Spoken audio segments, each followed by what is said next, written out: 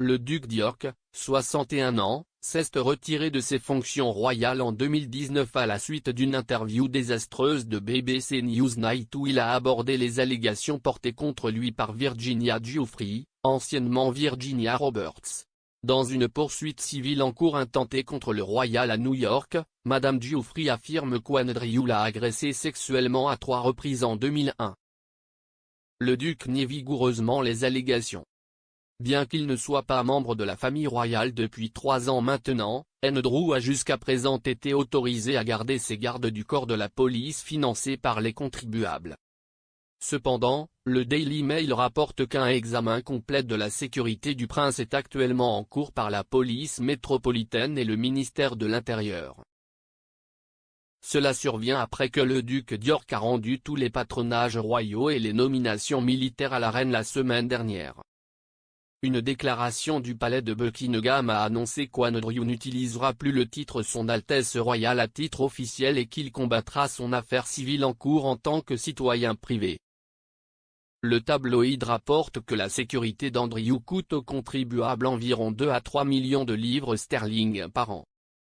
Le débat public autour du sujet de la sécurité de la police royale est actuellement en plein essor parce que le neveu d'Andrew, le prince Harry, a été dépouillé de sa protection policière lorsqu'il a quitté son poste de royal en 2020 et a déménagé en Californie avec sa femme Meghan. Harry a récemment demandé que cette sécurité soit rétablie à son retour sur le sol britannique avec sa famille et a proposé de payer la facture. Le duc a déposé une demande de contrôle judiciaire contre la décision du ministère de l'Intérieur de ne pas lui permettre de payer personnellement la sécurité pendant son séjour au Royaume-Uni. À la lumière de cet examen, le Daily Mail rapporte que le comité exécutif royal et VIP procède actuellement à un examen pour déterminer si la situation de sécurité d'Andrew est tenable. Une source a déclaré au Point de Vente, bien que personne ne le commente publiquement, il s'agit d'une question qui est actuellement activement discutée par le comité exécutif royal et VIP du Mai.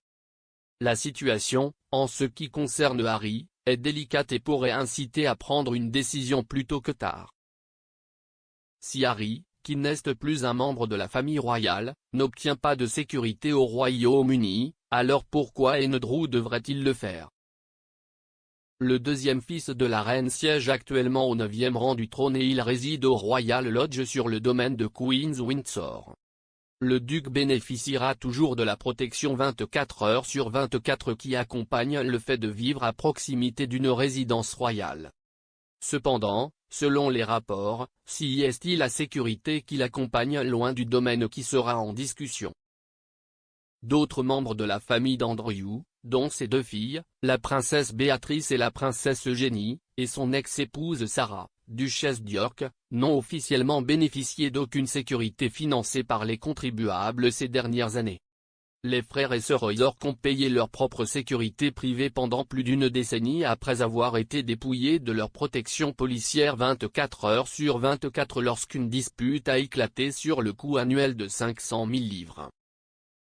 Il a été décidé qu'il ne bénéficierait d'une protection que lorsqu'il assisterait à des événements officiels au nom de la famille royale, où il y aurait déjà une forte présence policière en raison des membres supérieurs. Alors que l'ex-femme d'Andrew, Sarah, n'a officiellement eu aucune sécurité financée par les contribuables depuis leur divorce en 1996. D'autres membres du cabinet, dont la princesse Anne et le prince Edward, ont également vu leur sécurité réduite ces dernières années. Alors que certains des petits-enfants de la reine, dont Zara Tindall et Peter Phillips, n'ont jamais bénéficié de la sécurité à l'âge adulte. Dai Davis, un ancien chef de la sécurité royale à Scotland Yard, a qualifié Andrew de grand pas. Interrogé sur la possibilité, il a déclaré, si est un grand pas, bien que le risque probable soit faible, et il y aurait de solides arguments à faire valoir qu'il n'a pas besoin du statut de Personal Protection Officer, s'il n'est pas plus un royal qui travaille.